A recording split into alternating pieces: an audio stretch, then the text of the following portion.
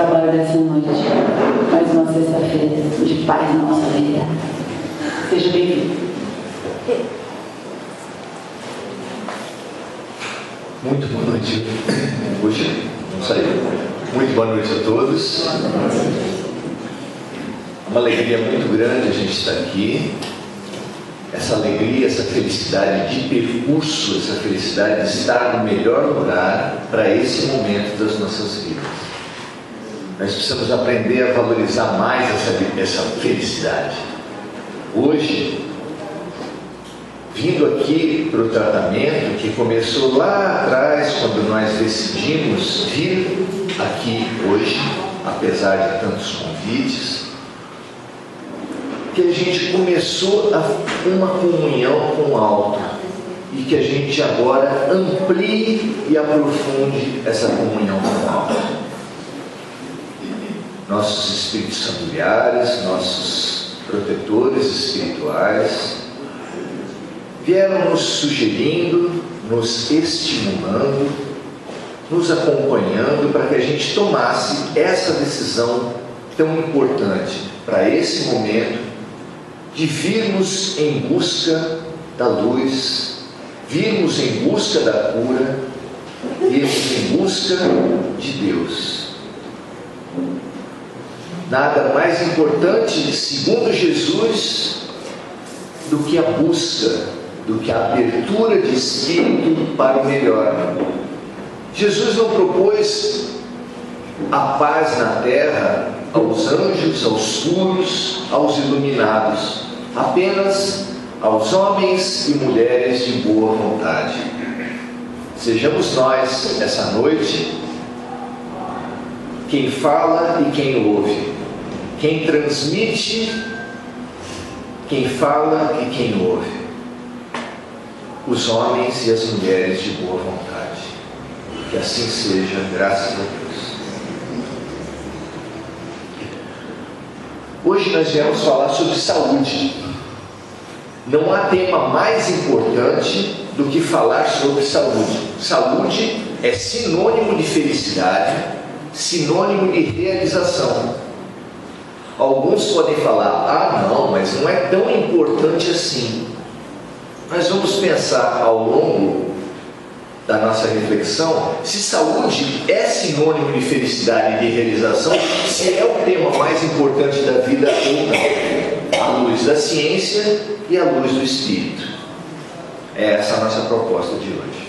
Para isso, a gente traz uma passagem do Evangelho, uma passagem singela, em que Jesus é abordado por um pai. Esse pai traz até Jesus um jovem, o seu filho, que está passando por uma obsessão muito cruel. O espírito que o toma faz ele esfumar, faz ele ser jogado ao chão, faz ser jogado à água, faz ser jogado ao fogo, se debate, se quebra, e só depois de muito judiar do menino é que ele sai para voltar dali a pouco e reiniciar a sua subjugação, a sua possessão. E disse aquele pai quando chegou ao mestre: eu vim até seus discípulos, mas eles não o puderam curar, por isso estou vindo até o Senhor. É uma passagem singela, mas que fala muito a respeito de saúde. Como no videogame a primeira coisa que a pessoa faz é mexer nos controles para descobrir quem é ele no game, nas passagens do Evangelho, nós também precisamos ter essa pergunta: quem somos nós nessa passagem? Não há no Espiritismo, pelo menos, uma exclusividade na interpretação dos textos sagrados. No Espiritismo, todos nós podemos e devemos ler as Escrituras e tirar nossas próprias conclusões. Eu acho que se nós lermos 200 vezes, tivermos a felicidade de lermos 1 minuto antes de falecer, nós vamos ter ainda uma visão diferente, e depois da morte nós vamos estudar o que vocês acham? É muito interessante, uma vez que Chico Xavier pediu para Emmanuel, seu guia espiritual, fez um pedido para acompanhá-lo em determinada tarefa, e Emmanuel falou: agora eu não posso, eu vou fazer um curso. E aí aquilo atiçou a mente de Chico: você fazendo um curso? Curso de quê? E ele falou de Evangelho. Chico ficou tão impressionado que nem perguntou, mas depois ele teve vontade, mas também não conseguiu falar com o Emmanuel. Quem daria curso? Quem é o instrutor para um curso de Evangelho em que Emmanuel é aluno? Não é? Até o fim, até depois do fim, nós vamos estar estudando Nosso Senhor Jesus Cristo. Então, na passagem de hoje, nessa oportunidade, só para estimular os estudos, as reflexões de vocês, eu proponho uma interpretação seguinte: nós somos todos os personagens. Nas nossas múltiplas características, nas nossas contradições, nessa passagem nós somos o jovem, nós somos o pai, nós somos os discípulos e nós somos também Jesus Cristo. Vamos por partes. No tempo de Jesus, a pessoa que era possuída espiritualmente, que era influenciada fortemente espiritualmente, era chamada de endemoniado. É essa palavra que se encontra nos evangelhos. Hoje em dia a gente ouve falar essa palavra, e essa palavra nos assusta. Vocês concordam? Endemoniado parece uma coisa de filme de terror. A gente já imagina olho branco, revirado, boca espumando, né? Pois o próprio Kardec, no Evangelho segundo o Espiritismo, ajuda a desconstruir esse terrorismo implantado nas nossas mentes, propositalmente, pelos filmes de terror. Demônio, lá na introdução do Evangelho segundo o Espiritismo, vem da palavra daimon, em grego. E daimon é uma figura muito usada nas reflexões por Sócrates. Sócrates, ao longo de toda a sua produção, que na verdade são relatos do seu discípulo Platão, porque ele, como Jesus, não escreveu nada, como Buda não escreveu nada, ele fala muitas vezes que o seu daimon orientou a fazer isso, que o seu daimon o preveniu, que o seu daimon protegia. O que é o daimon para Sócrates? É o espírito guardião, é o orientador, é o mentor, o guia. Daimon, em grego, quer dizer espírito. Está longe de ser essa conotação moderna do diabo, do cão, do espírito perverso. É espírito, tão simplesmente. Vocês sabem que as versões mais antigas do Evangelho não estão em sânscrito, não estão em aramaico, elas estão em grego já, e em grego se usa daimon. Pois bem, esse endemoniado, no caso, ele estava realmente com um espírito de baixa função, com um espírito vingador, um espírito punidor que queria realmente maltratar aquele jovem. Muitas vezes, quando nos encontram e a gente fala do afeto que nós temos pela doutrina espírita, as pessoas perguntam: ai, você está vendo algum espírito perto de mim? Fica todo assustado. A gente só por brincadeira fala: tô vendo.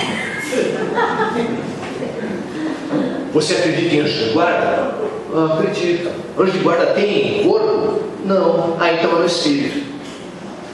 Todos nós, desde que nascemos até que morremos, estamos permanentemente acompanhados do espírito. Ah, só o anjo de guarda? Fala a pessoa toda animada e fala: não é bem o caso. A primeira e talvez uma das mais importantes reflexões que a gente propõe para o dia de hoje é que a lei da influência espiritual resume-se numa palavra preciosa: é a lei da sintonia.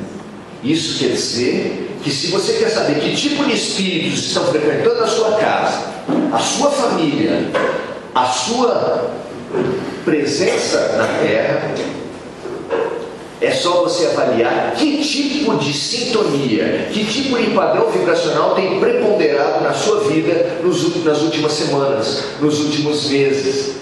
Se você tem se deixado dominar pela esperança, pela certeza de que não cai uma folha de uma árvore que não seja pela vontade de Deus, Pela certeza no sentido positivo, no fundo de todas as coisas, você vai ter necessariamente uma presença de luz. E você principalmente vai absorver os eflúvios, a saúde, a beleza, a luz dessas presenças do seu lado.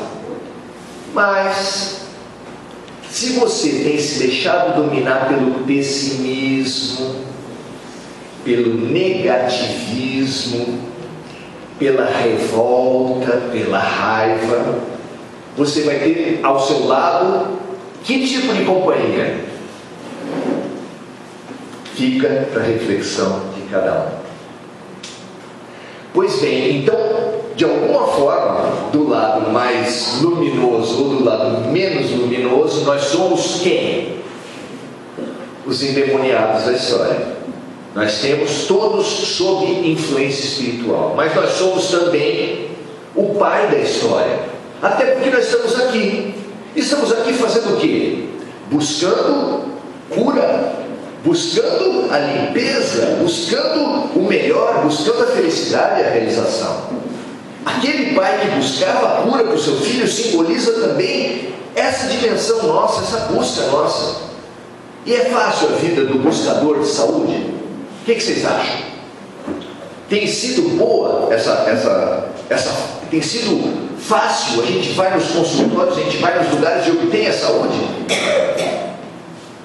É importante refletir sobre isso. Por que a gente não tem conseguido a saúde? Isso dá uma reflexão de muito tempo. Vamos propor apenas alguns raciocínios. Vocês sabem qual é o conceito de saúde? Vocês sabem o que é saúde? Não se envergonhem. Poucos médicos sabem pelo menos recitar o conceito de saúde. Segundo a Organização Mundial da Saúde, órgão das Nações Unidas, ou seja, o órgão máximo da saúde no mundo, saúde é o completo bem-estar bio, psico, social e espiritual. Vamos lá. Para uma pessoa ser considerada saudável por esse conceito, ela tem que estar bem no corpo, na mente, nas suas relações sociais e nas suas relações espirituais. Tem alguém que ainda se acha saudável aqui? Bem difícil. Então, as Nações Unidas nos dizem isso, completo bem-estar biopsicossocial, e ressaltam, e não apenas ausência de doença. Se você pergunta para um especialista qualquer, um oncologista, por exemplo, doutor, o que é saúde? Me defina clinicamente o que é saúde. E ele fala, olha, eu faço assim, eu faço uma bateria de exames, se não aparecer nada, é porque você está saudável.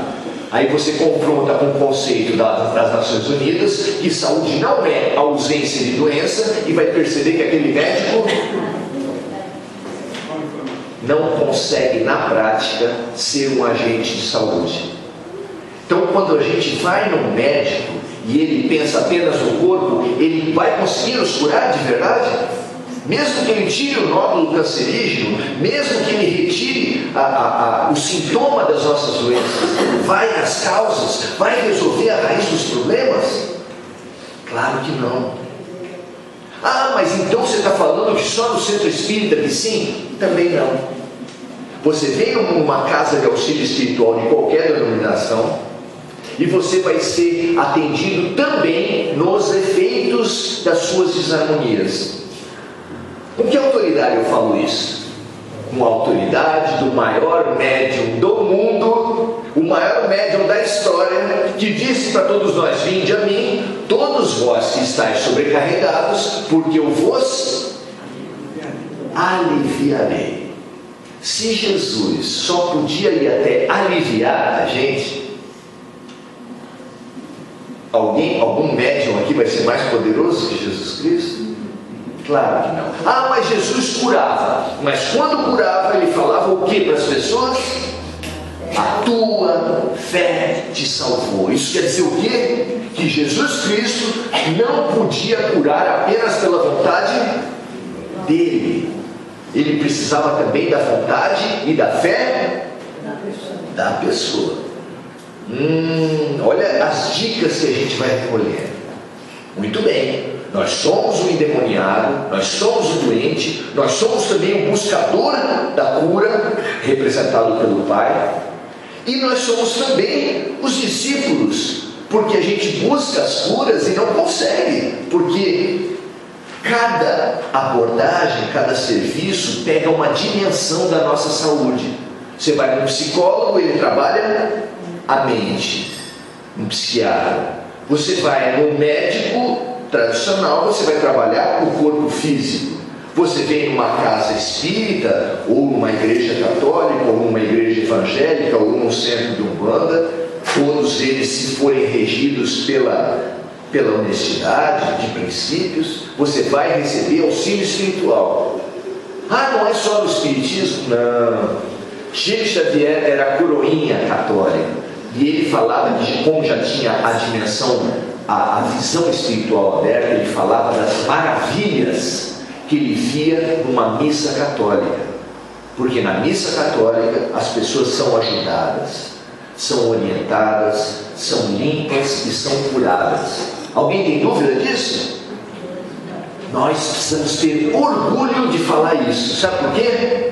Para sair da guerra das religiões.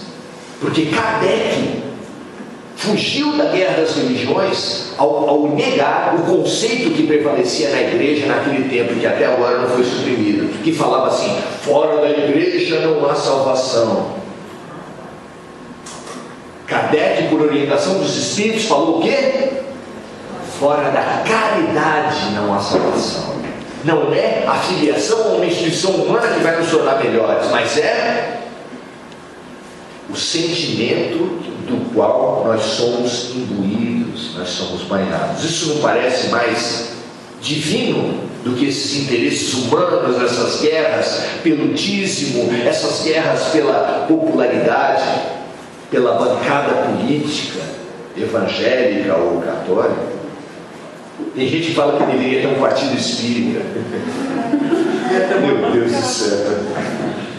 Eu respeito as vozes em contrário, porque o espiritismo não tem uma palavra final, mas me dou o direito de discordar. O fato é que, além de endemoniados e doentes, além de buscadores de saúde como o Pai, e além de frustrados por não conseguir a saúde, nós também somos Jesus Cristo. Alguém acha aqui que é Jesus Cristo? Levanta a mão. Quem acha que é Jesus? Jesus acha que é. Jesus declara que nós somos. E Jesus não apenas fala que nós faremos tudo o que Ele fez e mais, como Ele fala para nós assim, vós sois deuses. Quem aqui acha que é Deus? Pois nós somos. Ou Jesus está errado? Se a gente acha que não é e Jesus acha que é, quem será que está certo nesses dois polos? Jesus ou nós? Eu acredito. Nós somos deuses, nós somos filhos de Deus, nós trazemos dentro de nós a fagulha divina do Criador, todos os potenciais humanos. Maurício, mas o ser humano está tão sombrio, não está? Está. Mas estar sombrio não se opõe a ser Deus. Vocês sabem a diferença?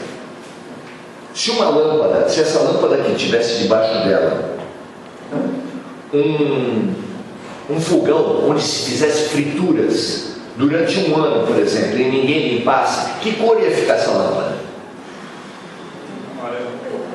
Amarela, depois mais escura, depois de 2, 3 anos ela ia ficar preta. Se ela ficasse completamente preta, ela ia iluminar? mas por causa disso ela ia deixar de ser lâmpada? Ela ia deixar de ter luz interior? Nós somos assim. Nós estamos sujos sim por fora. Nós estamos sujos por fora. Mas, por dentro, nós somos deuses. E ter essa certeza não é uma esperança, não é uma crença, é uma certeza. Ter essa certeza é transformador para as nossas vidas. Tudo de bom nós trazemos dentro de nós. Basta a gente limpar a lâmpada, não é? Pois a gente está sujo de quê? O que suja a nossa vida? O que suja a gente a ponto de a gente não conseguir transmitir, não conseguir mais iluminar? Nós temos diversos lixos espirituais que a gente deixa grudar no nosso corpo espiritual. Eu vou citar alguns que eu consigo perceber, vocês certamente terão percebido outros. Quando erram com a gente guarda. Quando alguém erra com a gente guarda que sentimento? Mágoa, raiva, ódio. Nós estamos num tempo de pré-eleitoral que as pessoas estão com muito ódio uns dos outros. Estão o quê? Espiritualmente elas estão sujas. E essa sujeira é só espiritual? Ela é só mental? Ou será que ela transmite, o ódio transmite desarmonia para o corpo físico também? Eu não tenho dúvida disso. Então, a raiva, a mágoa, o ódio são doenças espirituais que são transmitidas para o corpo material e que chegam até o corpo material.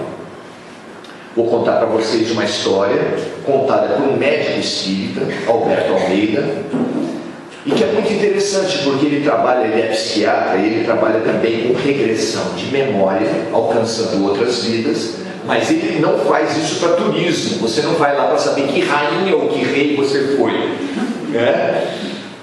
Você vai lá quando é clinicamente indicado essa questão.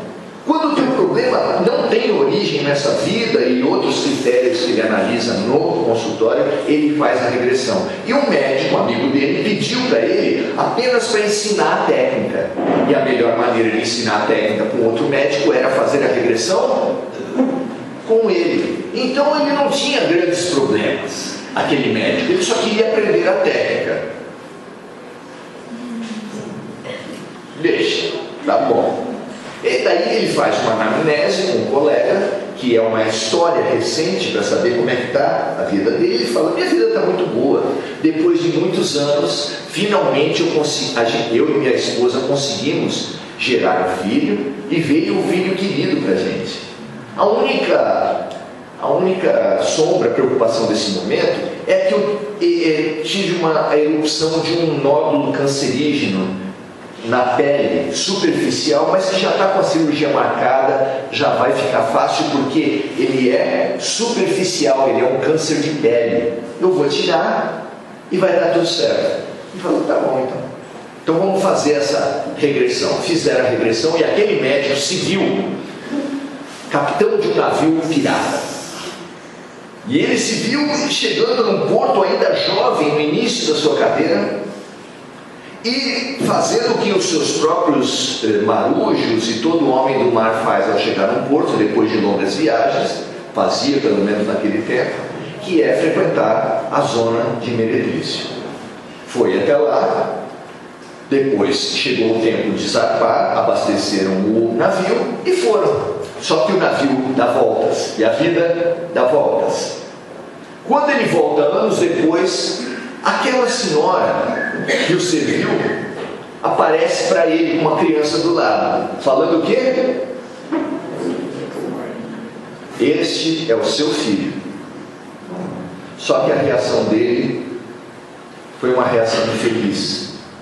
Ele humilhou aquela mulher, negou as possibilidades, negou o exercício de amor que estava sendo proposto para ele, humilhou, não deu nenhuma ajuda, muito pelo contrário, dispensou-a com violência. navio abastecido, navio zarpa. E a vida dá voltas, e ele passa em diversos portos por diversos anos, e de repente ele volta para aquele porto. E as pessoas não chegavam no porto, as tripulações, os navios, apenas para abastecer de insumos. Eles também vinham para recompor a tripulação, porque sempre morria um, precisava recompor a tripulação. Naquela vez que ele foi recompor a tripulação dele, já era um comandante maduro, ele trouxe para a sua tripulação um rapazinho muito esperto, com um olhar muito inteligente. Quem era? O filho dele. Ele sabia? Não. Mas foi com o decorrer dos meses, em pouco tempo, ele percebeu a energia, a inteligência, a perspicácia daquele rapaz e o colocou na posição do imediato. Para quem não lembra dos filmes, o imediato é aquele que fica logo abaixo do capitão na hierarquia do navio. Ele é o vice-capitão, digamos assim. Só que numa rebelião, num motim da tripulação, ele acabou matando o capitão com uma facada. Aonde foi a facada? Aqui. Já morto, já no mundo espiritual, ele soube da história toda, soube quem era o imediato, soube do que lembrou, foi passado para ele, foi lembrado para ele o que ele tinha feito, e ele caiu em si. Ele não conseguiu acusar o imediato, ele não conseguiu depois fazer uma coisa que muita gente faz, que é falar que o erro é sempre dos outros. Ele assumiu a sua responsabilidade e perdoou aquele que o tinha assassinado. Não é bonito isso?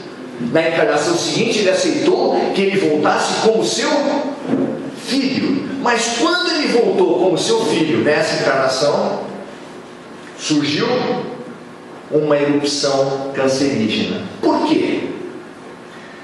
Porque o perdão é um dos fabulosos medicamentos para a alma. E ele é assim, digamos assim, branco ou preto, ou seja, você perdoa 100% ou 0%. É assim. A gente tem fases, a gente tem degraus do perdão. Tem gente que fala assim: eu perdoo, mas eu não esqueço. Eu perdoo, mas não apareça pela frente. Eu perdoo, mas não venha para minha casa. Tem outra história preciosa que eu não vou deixar de falar, porque perdão é daqueles temas mesmo, né? Chico Xavier amava muito os animais, isso é muito conhecido. Ele fazia o evangelho no lar com seus cachorros, eles ficavam assistindo. Teve muitos cachorros no decorrer da vida, 90 e tantos anos de vida. E um dos cachorros teve um final de vida particularmente sofrido. Já tinham se exaurido os recursos da época e o cachorro ganhia dia e noite, praticamente sem parar. Uma amiga de Chico resolveu o problema para Chico Xavier. Deu veneno para o cachorro. O cachorro faleceu e, de uma forma ou de outra, Chico acabou sabendo o que aconteceu. E aquilo, ele não falou nada para a senhora, que era amiga dele, mas aquilo deixou para ele um sentimento. Aparece para ele Emmanuel e fala: Chico, não dá mais para trabalhar junto, vamos ter que encerrar o nosso trabalho. Ele: como? Não é possível mais, eu não tenho mais instrumento mediúnico para você seguir fazendo o seu trabalho. E por que isso?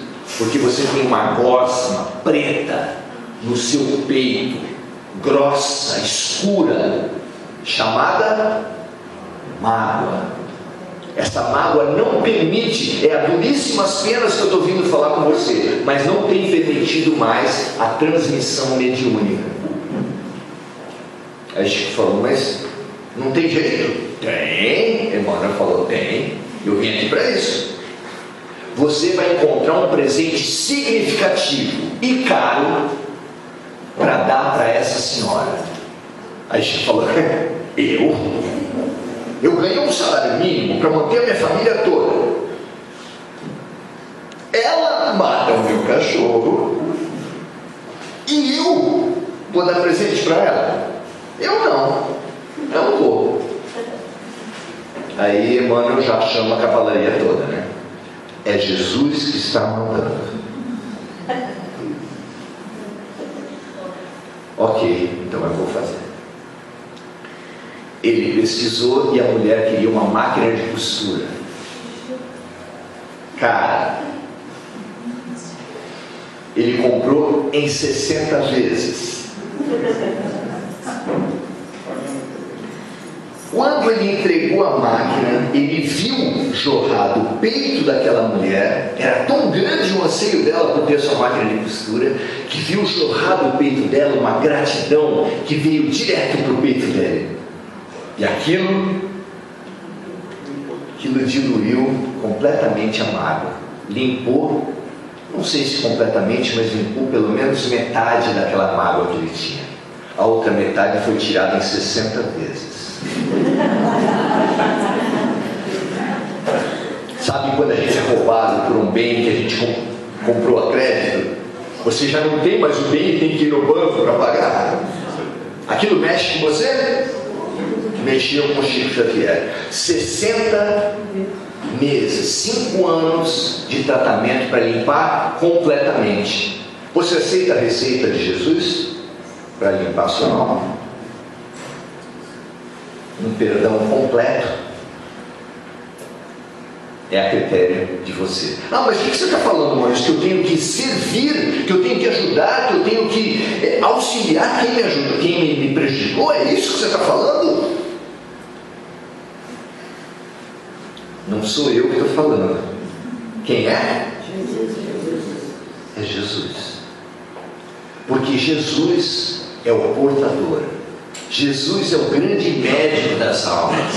Jesus é que faz com que as nossas mágoas, os nossos perdões que foram mais ou menos, os nossos arrependimentos que foram até a página 2, as nossas disposições em reiniciar numa reencarnação, que é sempre só um pouquinho, tanto é que nós estamos aqui. Por que vocês acham que a gente está encarnado aqui? A passeio? Em missão para exemplificar o amor puro de Jesus, ou porque nós não aprendemos Jesus Cristo? Eu particularmente me coloco na terceira opção. Jesus Cristo é o grande médico das almas. Onde é que ele prescreveu os remédios dele? Onde é que estão escritos o receituário dele? Onde é que está escrito? No Evangelho. Mas nós precisamos muito de um farmacêutico. O que é o farmacêutico? A pessoa vai no médico, o médico coloca lá tudo que ela deve fazer, aí ela sai de lá feliz, olha para a receita,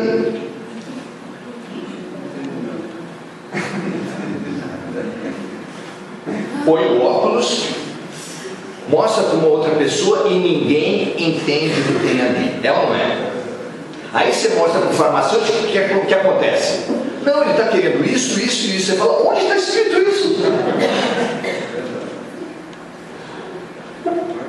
2000 anos estudando Jesus Cristo nos Evangelhos. A gente entendeu?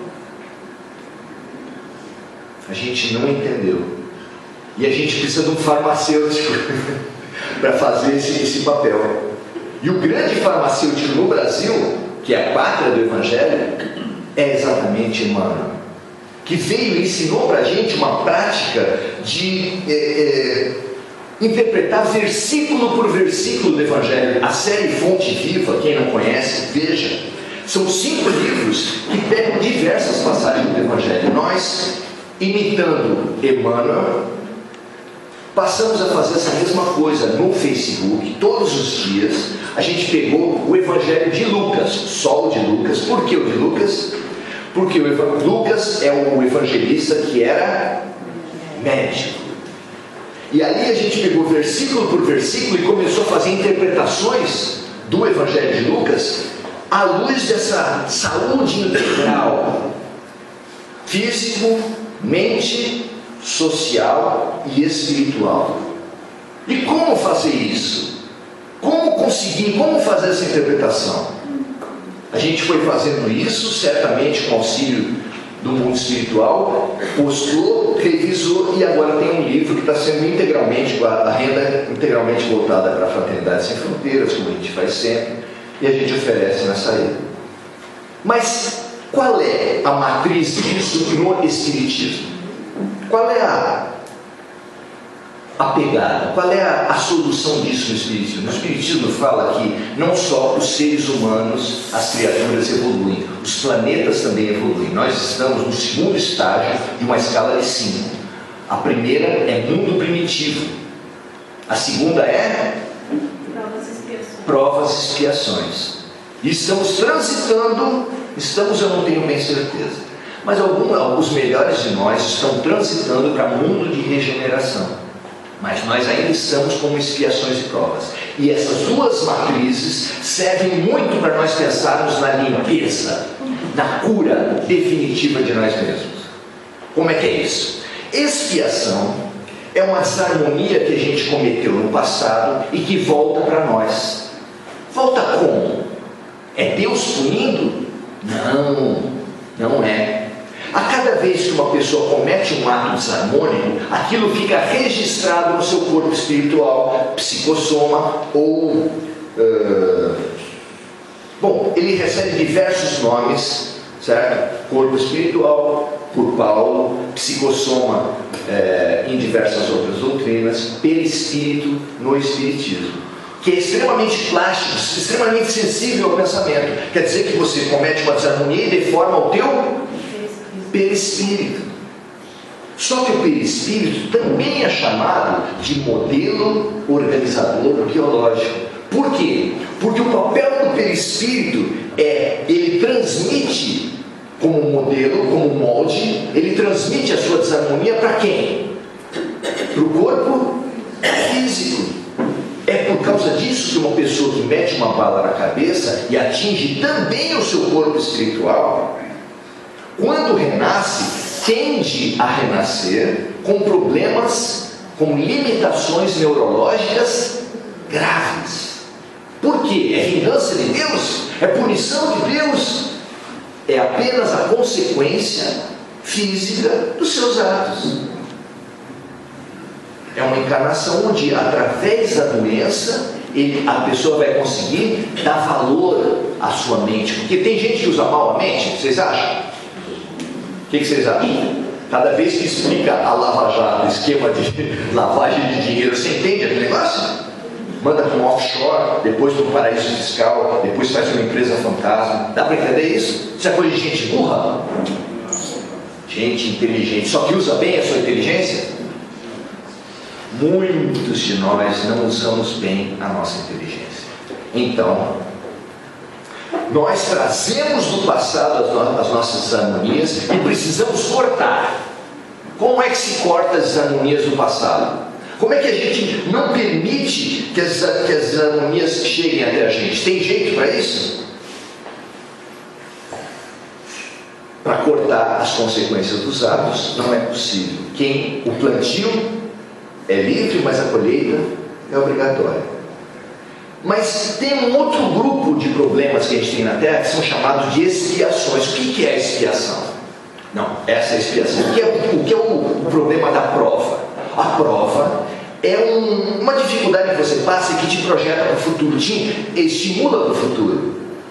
Que você passando por ela, você se capacita, aqui como na escola, a prova capacita a gente para entrar no ano seguinte. É mais ou menos como uma vacina. Deus manda para nós uma série de problemas que, enfrentando esses problemas, a gente se habilita, a gente se fortalece para enfrentar problemas maiores. Vocês sabiam, todos nós sabemos, como funciona uma vacina? Se todo mundo lembrasse disso, a gente não ia tomar vacina, né? A maioria das vacinas é um pouquinho de doença que é colocada no teu corpo. Vocês gostam de ir a um serviço médico, tomar uma injeção e tomar um pouquinho de doença? O que vocês acham? É bom? Vocês gostam de pegar doença?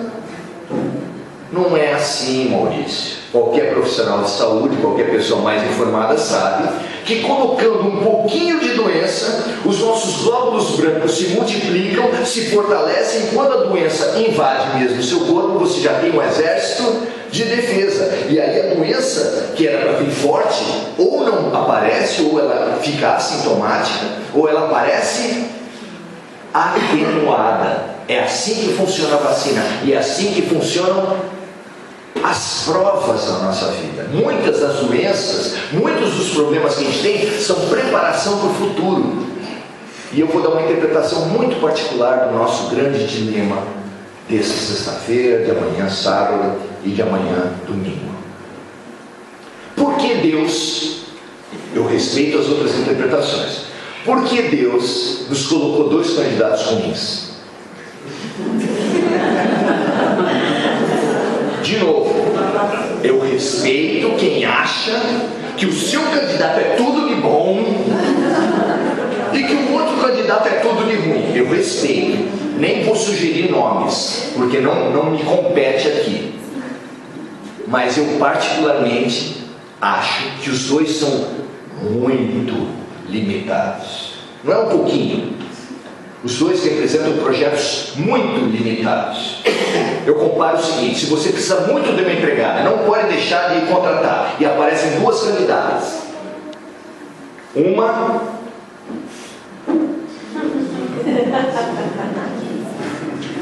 Uma rouba,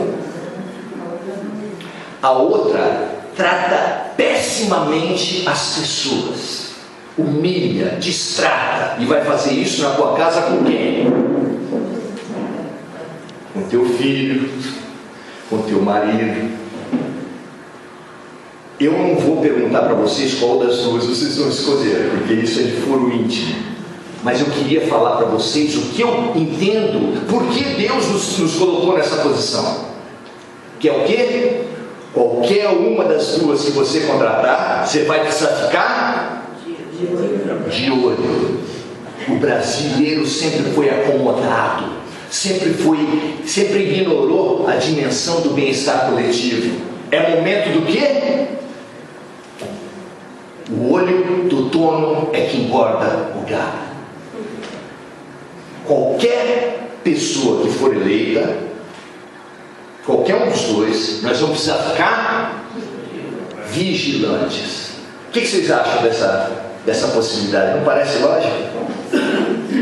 Aí fica mais fácil, se a gente pensa assim, fica mais fácil na segunda-feira a gente falar assim: quem é de um lado, quem é do outro, é brasileiro igual. Vai sofrer os erros ou da corrupção ou do desprezo aos direitos humanos de uma maneira igual. Então vamos nos unir para ter um Brasil melhor?